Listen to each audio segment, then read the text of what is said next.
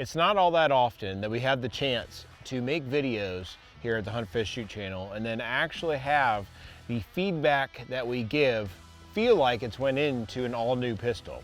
Well, today is that exception, and that exception is the all new Canik MC9 Prime.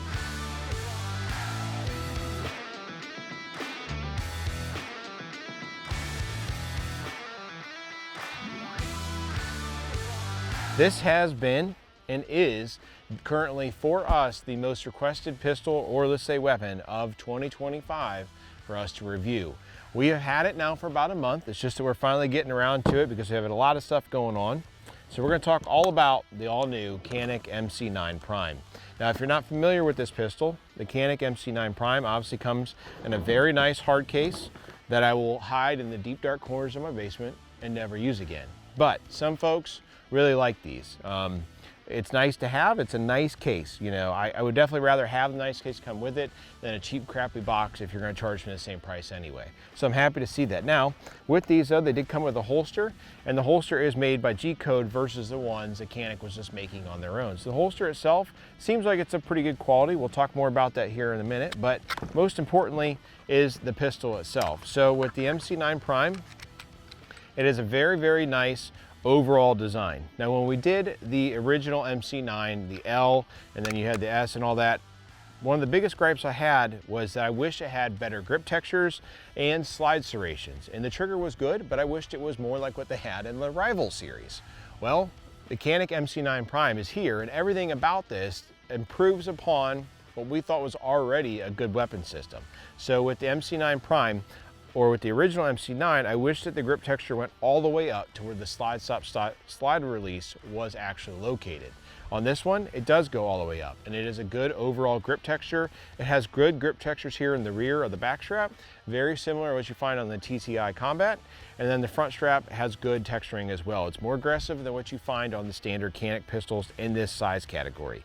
Then I wish it had better slide serrations. Well, the Prime has much better slide serrations. In fact, these slide serrations in its size category are very darn good. These are what I would liken to like what you find on the Shield Carry Comp or what you find on the Shadow Systems pistol. So good overall design, really good deep honed edges, and it feels really nice. The pistol itself in your hand feels like a SIG macro. Very similar size as far as all that stuff goes. In fact, that actually it's a touch slimmer. Now it does come with a, let's say, a mag well here on the bottom that you can't actually remove, but it does index very well with the factory magazines. You do get two 17-round mags.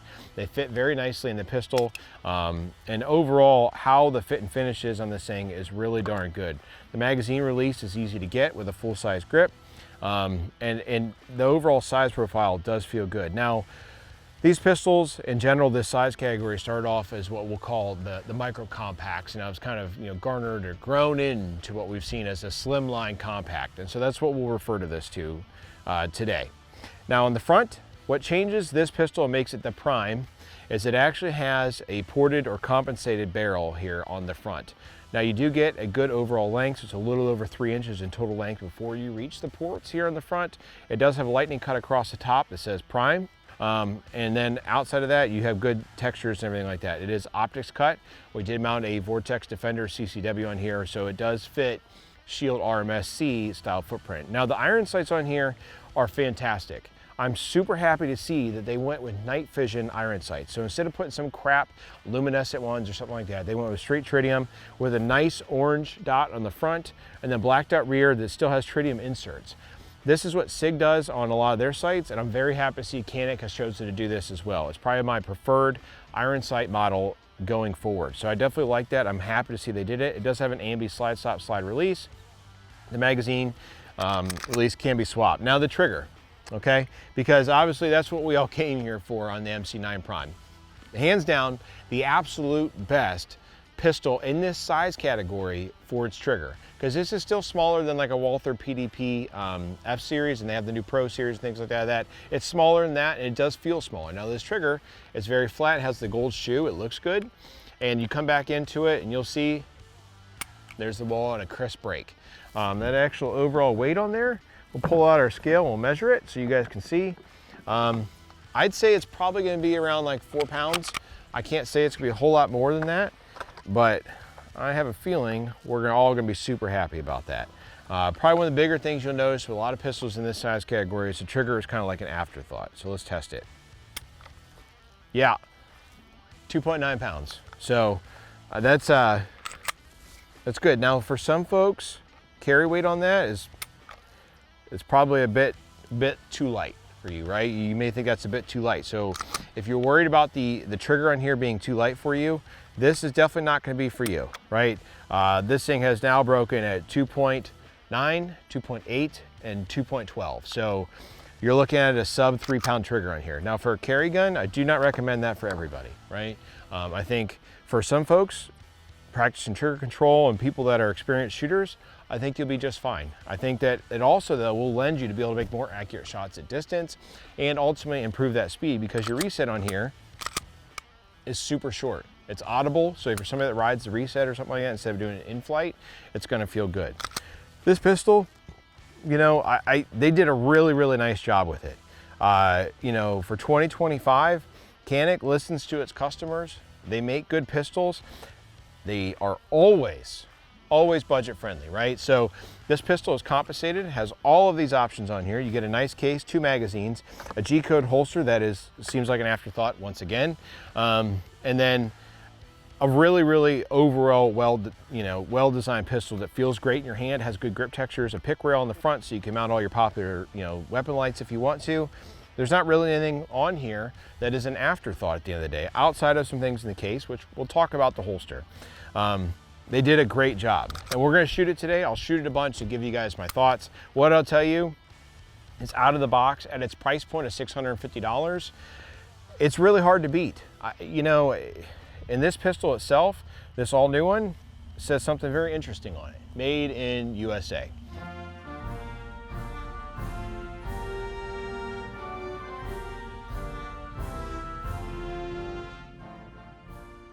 Right, so Canik obviously is a Turkish company. However, this pistol is produced in the United States.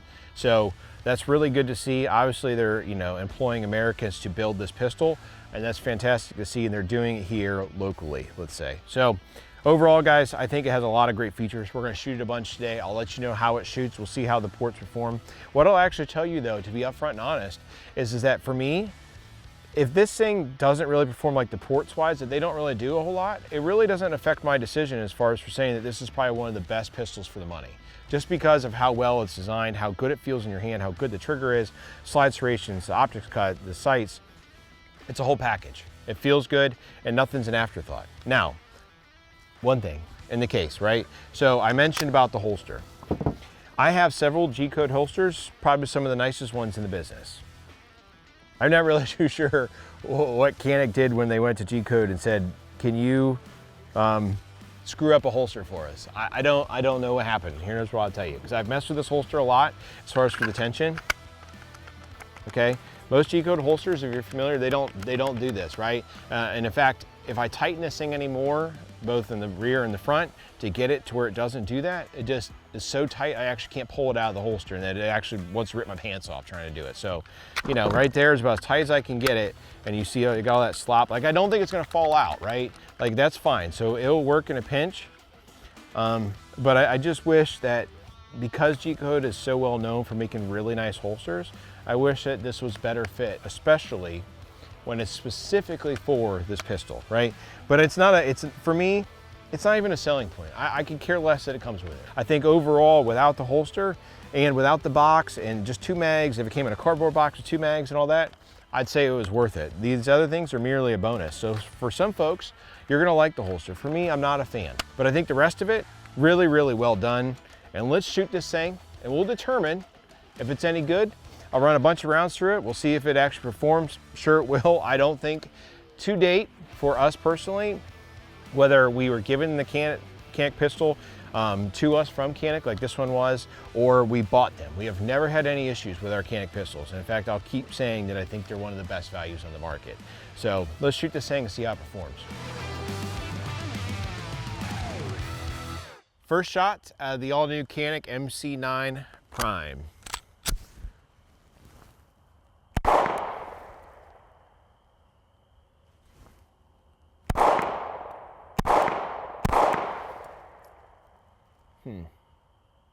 Initial reaction, the comp or ports on here are not quite as effective as I hoped they'd be.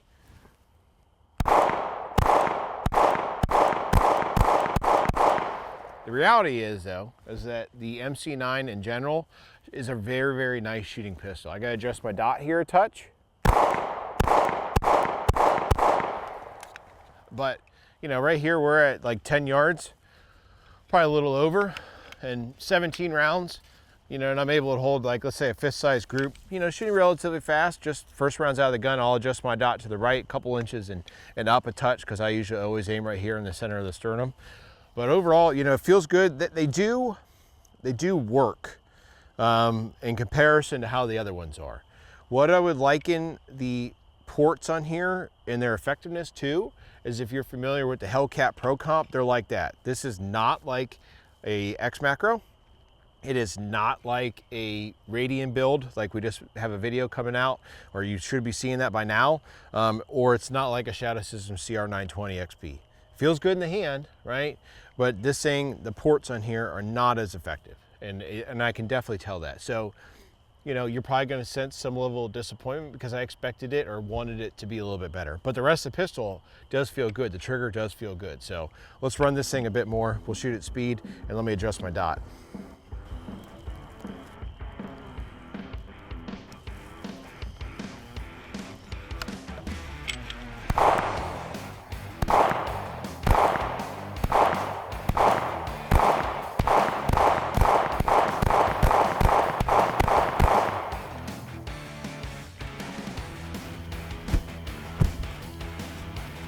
So I want to show you here, obviously this is wearing the holster that is supplied with the pistol. I can tell you from carrying appendix all the time now, as a civilian, please tell me how you could effectively conceal this. Now I get, like, based off maybe your body composition and things like that, it might be a little easier. But for record, you know, I'm 5'11", 200 pounds exactly. And like, you know, if I was wearing a t-shirt or something like that, it'd be about impossible to conceal that. And if I was wearing it back here, I'd have a pretty hard time. Like, I think you need like a little wing to turn that in, because overall you're seeing right there, just, it doesn't really sit down quite far enough, if you ask me. It's good as far as for getting a good grip, and things like that. But then like the retention, you know, you see it's pretty stiff. Like, it'll work. So we're gonna run a drill. So what I'm gonna do now, I have a target set up here at 7 yards. I have another one back there at 15, and then I have a steel. So I'm gonna do 1, 2, 3, 4, 5, 6, 1, 2, 3, and then transition over and do 1 on steel. So we'll see how it runs.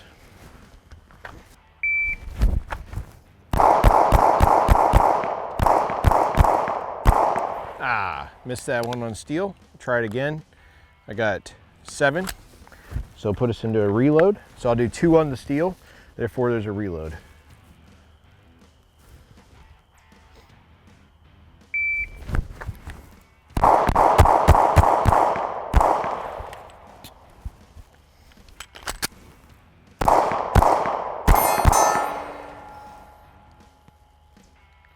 All good hits out there are 15. Like I said, it's a little bit over that. All good A zone on that one. And then 2 good hits on the steel. That's a 992, so it's 11 shots total. That was 6 rounds. So let's run it one more time. We're gonna do 3 here at the close one, 3 on the next one, and then 2 on the steel. And so that'll be a transition. Let's try it again.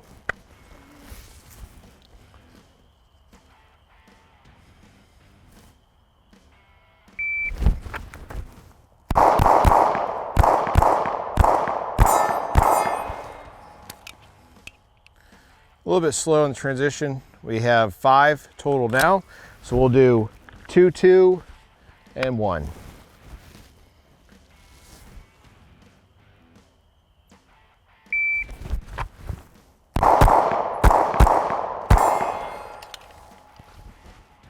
So 5 total, 379. First shot, 185 on the draw. So no issues there. It's a very easy pistol to shoot. This target was not perfectly clean before we started, but I dropped 1 here so far of all this shooting there. It's not bad. And we'll come back here. And then this target here, I have a couple over here, but overall, I can't complain. And obviously you guys saw the steel.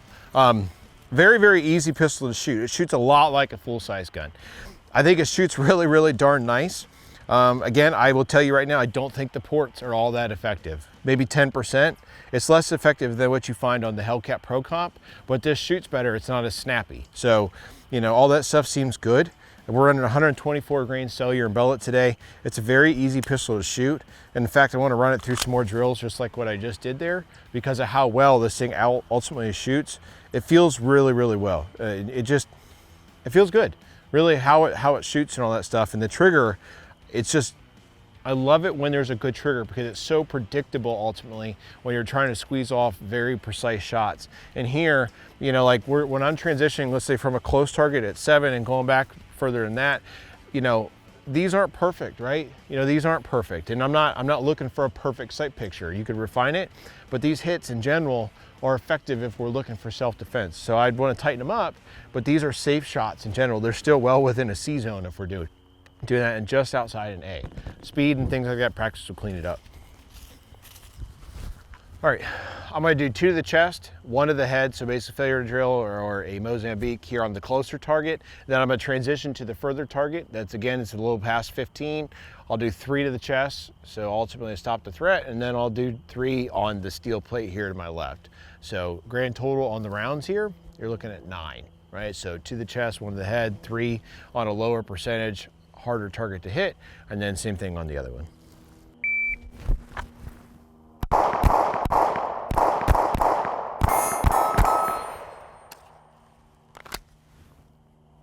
Yeah, this thing is super easy to shoot. It shoots like most of my full-size guns is really how it feels. That was 9 rounds. We have 7 left, so we'll do 3, 3, 1. And I'm gonna do this one from the high ready.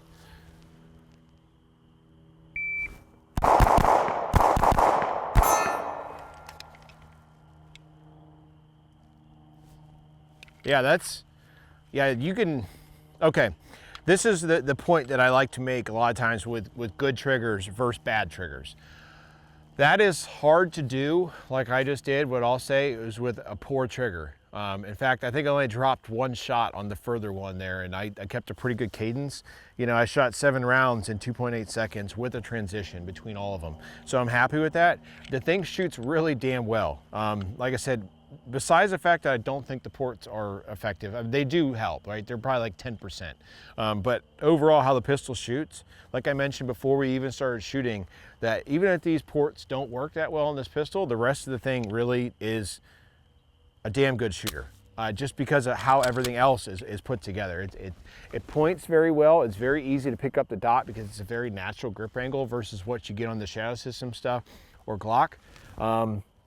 And then, you know, the textures on here are the, you know, they're probably some of the best, right? Like the back strap on here is interchangeable. The magwell feels good. The trigger itself, like I said, it's super simple to come up and get a full-size grip on this gun, especially with, you know, large hands. Do I think this is gonna be the most easily concealable pistol? No, but is it any different than like an X Macro? Absolutely not. If you were to tell me to pick between this and an X Macro, the comped model, right? I would pick this over that. Would I pick this over the Radian model one? I mean, we might be stretching a little bit there. It doesn't shoot as flat as that, and it doesn't shoot as flat as the CR920 XP, which we'll show all these pistols in a future video, show all the factory comp guns, because we just released one without this, so we'll have that in a future video. But let's shoot a few more rounds through this thing, and I'll give you guys some final thoughts on the Canik MC9 Prime.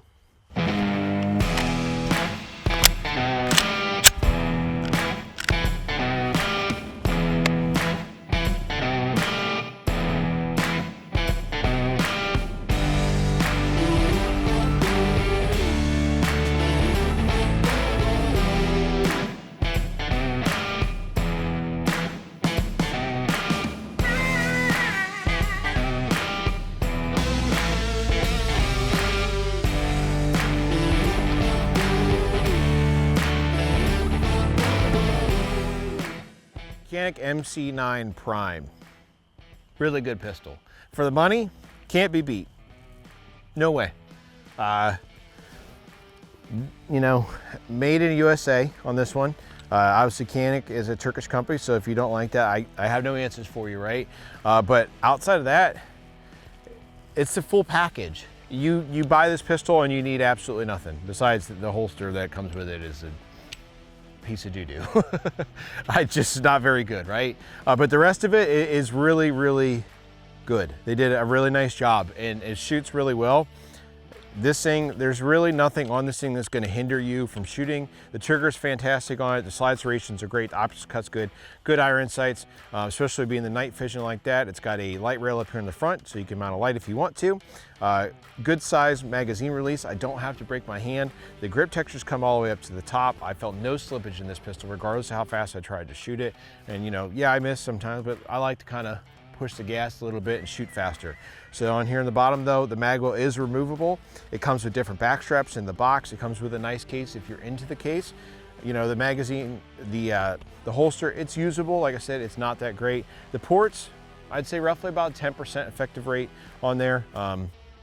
It's accurate, it's easy to shoot. Recoil cycle and all that stuff, simple. It's got ambi slide stop slide releases. There's nothing else really to say about this thing. They did a really darn good job. Canik listened to consumers, they listened to shooters. They added all the stuff that basically I said in the first MC9L needed, and it's got all of it. For me personally, I don't look at this pistol and say it needs any improvement other than the fact I wish the comp was a little bit more effective. But, you know, it works, right? It works, the pistol shoots great, and Canik knocked it out of the park with the all-new MC9 Prime.